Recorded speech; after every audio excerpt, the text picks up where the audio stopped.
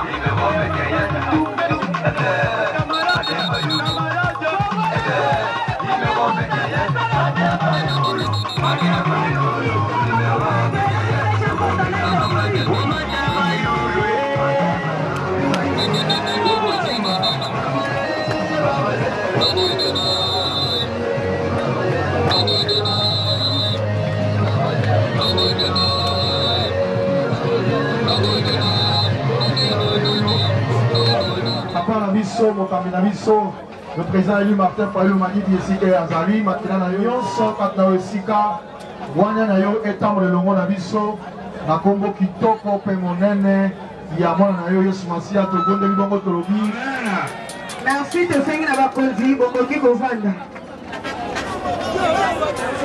oseta oyo peke masano lokode c'est makasi bana changu est-ce que basakali baoka mutu moko tolinga tobenga papa na biso tobenga ye papa yaya mama eza bango te exécutif na biso Justin Paipai oyo asali ete tosanga na lelo bozalesonga yoka ye tozopesa exécutif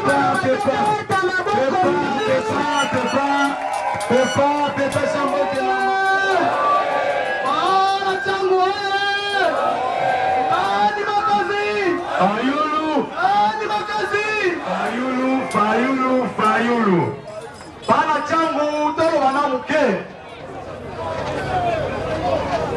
nakotala changu nakotala banzela ya changu nazwi exemple nzela ya mokali natali nzela wana esalinga somo meme na mboka na biso na bulungu nzela ya bona ezalaka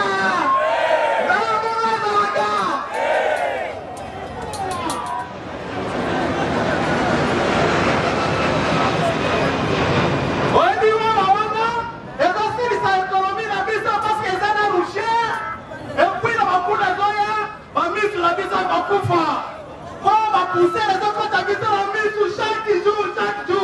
Dans mon monde, dans mon corps avec les apports de mon gouvernement. Et dans mon monde, comme si ça m'en madame, comme si ça m'en et ça m'a camoué en mboka zakenema. Mboka zakenema. Le pouvoir appartient à qui? Le pouvoir appartient à qui? Mon sentiment. Mais quand ça va venir en mboka zakenema.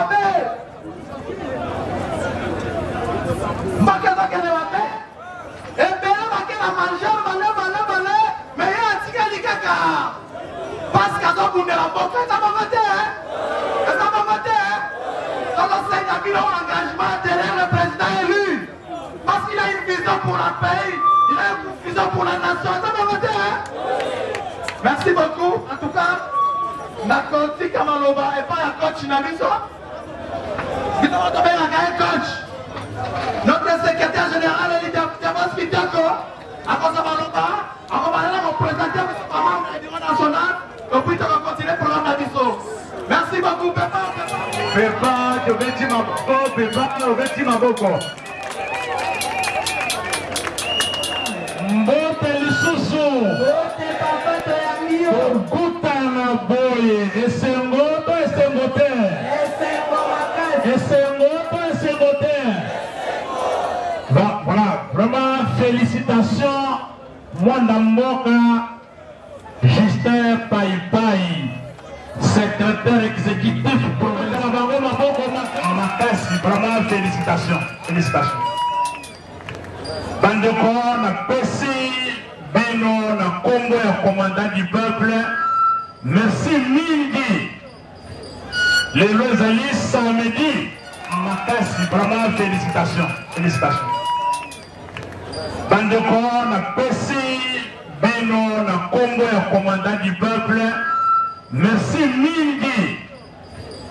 Les Rosalis samedi, depuis 9h, 10h, Bandeko va se mobiliser pour que Salama Solo Yamboka toyebisa bino ndenge nini mboka eza kotambola sikoyo avant tobanda masolo te bisika azali amona koyeba na chongu baza na mitama na bango na Martin Fayulu. Merci mingi bandeko na elanga tofotaka nani? Fayulu. Tofotaka nani? Fayulu. Voilà. Engina bandwana. Tofote Fayulu pakamba mboka.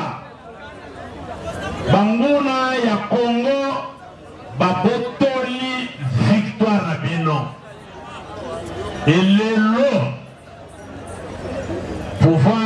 bomona ekomi na nzela makambo nyonso ekopetapeta.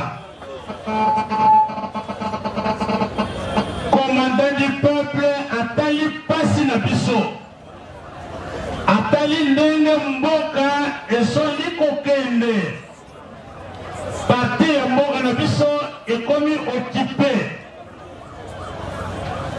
Armée rwandaise akoteli biso na mboka, alongoli intérêt na ye personnel, atiango pembeni. Atali victoire oyo kopesa ye, atiango pembeni.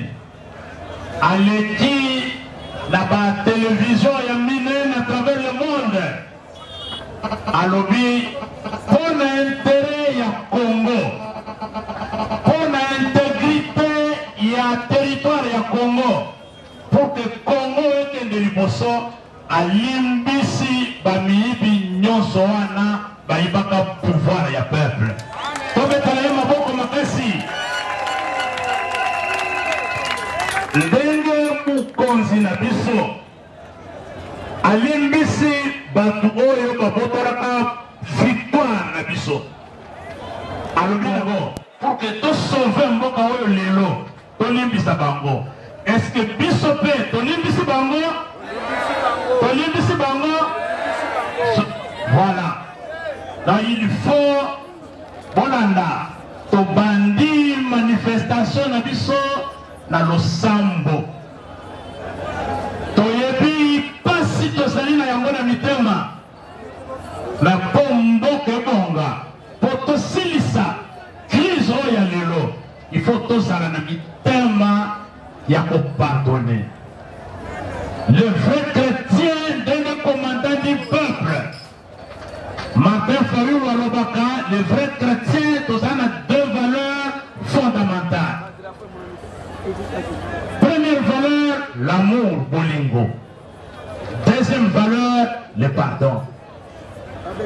Mais kolimbi samu, est-ce que vous l'avez? Est-ce que vous l'avez? Yango wana poto bosani pe. Mais il faut coexistence pacifique entre les bisous.